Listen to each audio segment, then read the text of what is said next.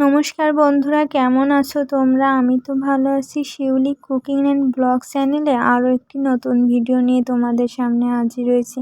আমার ভিডিওগুলো তোমরা যারা আমার আগের ভিডিওগুলো দেখেছো তারা নিশ্চয়ই জানো যে আমরা দুজনেই প্রত্যেক একাদশী পালন করার চেষ্টা করি। তা আজকে ছিল পবিত্রা রোপণী একাদশী। একাদশী থেকে ঘরে নিত্য পূজা কিভাবে করলাম, ঠাকুরকে কি প্রসাদ দেওয়া হলো, আমরা সকাল থেকে রাত পর্যন্ত কি খেলাম আর কিভাবে কাটালাম সারা দিনটা, চলো দেখে আসি। ঘড়ি কাটায় এখন প্রায় ওই 11টা বাজে। সকাল সকাল ঘরের কাজ করে স্নান করে নিয়েছি, তারপর ঠাকুর পূজা দিতে এসেছি।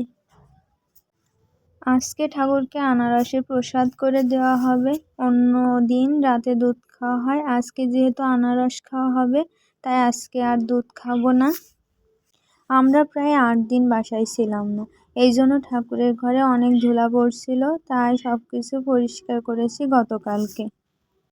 এবার ঠাকুরের ছবিগুলো ভালো করে পরিষ্কার করে নেব। ছোট থেকেই আমার পূজা করতে খুব ভালো লাগতো। মাকে বলতাম, জানো মা, আমার অনেক ফুল ও থালা ভরা প্রসাদ দিয়ে পূজা করতে খুব ভালো লাগে। মা বলতো, প্রতিদিন তুই এত ফুল কোথায় পাবি? নিত্য পূজা করতে গেলে আমাদের মতো গরিব মানুষ থালা ভরা প্রসাদ কিভাবে দেব? ঈশ্বর যদি কৃপা করে তাহলে বিয়ের পরে দেখবি যে তোর স্বামী হবে, সে তোর এই ইচ্ছা পূরণ করবে। ঈশ্বরের কৃপায় আমার বরমশাইকে কোনো পূজার কেনাকাটা নিয়ে কিছু বলতে হয় না। সে নিজে থেকে পছন্দ মতো ফল বাজার থেকে কিনে নিয়ে আসে আর বলে যে ফলটি সব থেকে ভালো, সেটাই ঠাকুরকে নিবেদন করবা। তাই নিজেদের খাওয়ার আগে থেকেই ঠাকুরের জন্য ফল উঠায় রাখি। এবার পরিষ্কার করা টুকরো কাপড়গুলো সুন্দর করে ঠাকুরের আসনে পেতে নেব। 2টা ব্লাউজের পিস ব্লাউজ বানায়ে সেটা বেশি ছিল, সেই টুকরো কাপড়গুলো আমি সুন্দর করে কেটে ঠাকুরের আসনে পাতবো। চলো কাপড়গুলো পেতে তারপর আবার আসি। কেমন লাগছে এবার বলো তো? এগুলো আমি গতকালকে বানাইছি, কেমন হয়েছে তোমরা কমেন্টে জানিও। পূজা করার প্রয়োজনীয় জিনিসগুলো কিছুটা আমার মা কিনে দিয়েছে, কিছুটা শাশুড়ি আর কিছুটা দিয়েছে আমার বরমশাই। ঠাকুরের ছোট ছোট থাল গিলাস এগুলো আমার খুব পছন্দ লাগে।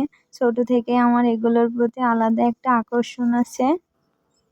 আমার এই শঙ্খটা ততটা ভারী না, পাতলা, তবুও খুব সুন্দর শব্দ হয় বাজালে। এক এক করে সবগুলো পেতে নিচেই রাখছি। পরিষ্কার করা হয়েছে যেহেতু, সেগুলো ঠিকঠাকভাবে ভালো করে পেতে এখন তাতে পরিমাণ মতো জল দিয়ে দেওয়া হবে। কি জানো তো, আমাদের এখানে কলের আয়রন খুব, থালা বাসন আয়রনে ধার ধার হয়ে যায়। আমি আবার শিরিষ কাগজ দিয়ে ভালো করে পরিষ্কার করি।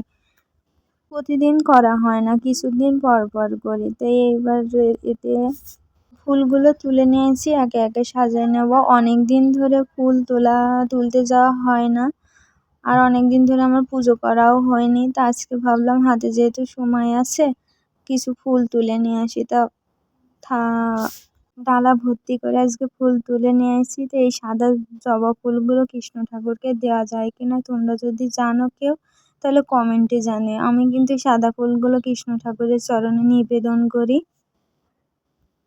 তো একে একে ধোয়া জিনিসগুলো সব আমার নিচে ভালোভাবে পাতানো হয়ে গেছে। এবার পরিমাণ মতো জল দেব সবগুলো পাত্রে।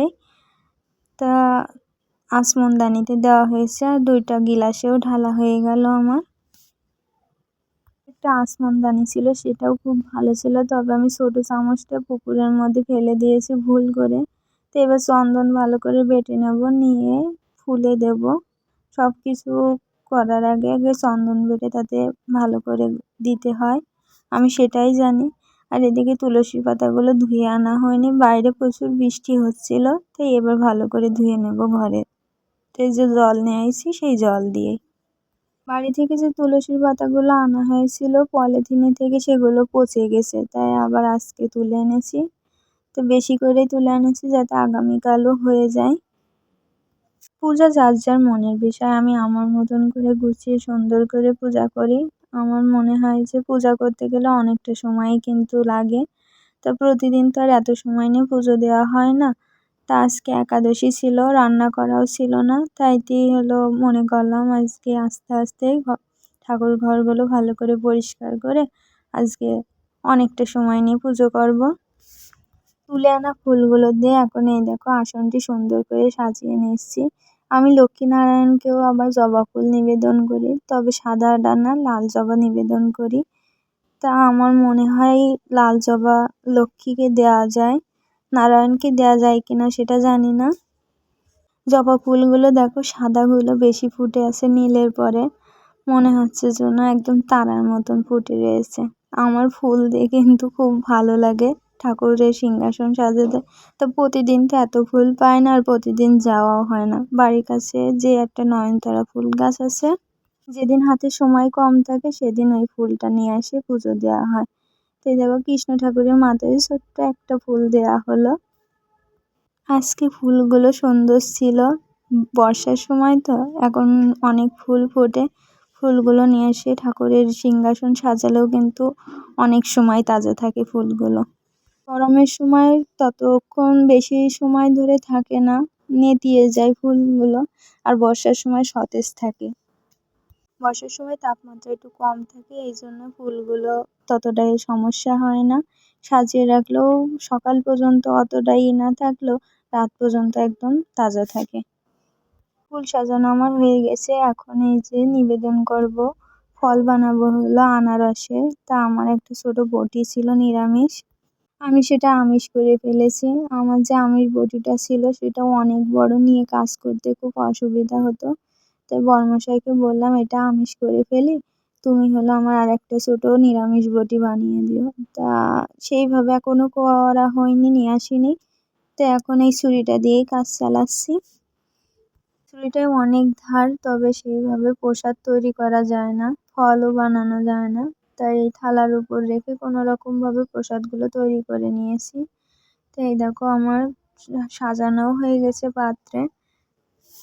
আমি মনে করি পূজা করা হলো যার যার মনের বিষয়, ঈশ্বরকে আরাধনা যে যার মতন করে করতে পারে। আমি আমার নিজের মতন করে আরাধনা করি, তবে মন্ত্রগুলো সবারই এক থাকে, তবে এক একজন এক একভাবে আরাধনা করে। তা কথা বলতে বলতে এইদিকে আমার প্রদীপটা হলো পরিষ্কার করেছি আজকে। এই প্রদীপটা একটা সমস্যা হয়েছে জানো তো, এই প্রদীপে তেল দিলে না আস্তে আস্তে চুইয়ে নিচেই পড়ে যায়।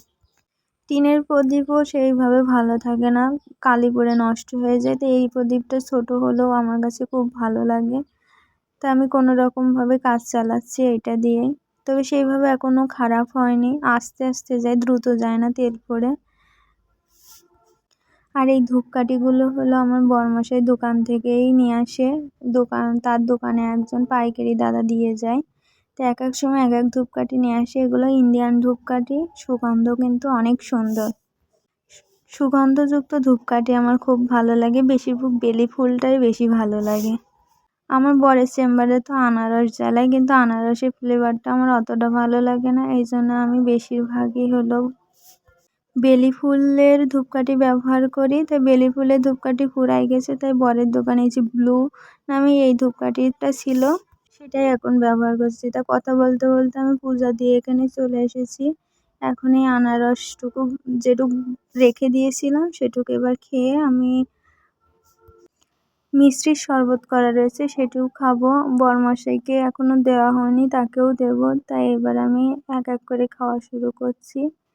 তা আনারস আমার খেতে ভালো লাগে, কিন্তু আমার জিভে চলে যায়, বেশি খেতে পারি না। বর্ষাকালে বর্ষা তো হবে, বাইরে প্রচুর বৃষ্টি হচ্ছে, সেইভাবে বিকালে কিছু করা হয়নি। এটা হলো সন্ধ্যার পরে আলু ভেজে খাওয়া হচ্ছে। তো পুজো দেওয়ার পরে এই ছবিগুলো তোলা হয়েছে। তো ছবিগুলো কেমন হয়েছে তোমরা কমেন্টে জানিও। তো আজকের মতন ভিডিওটি এখানেই শেষ করলাম। তোমাদের ভালো লাগলে লাইক দিয়ে পাশে থেকো আমার।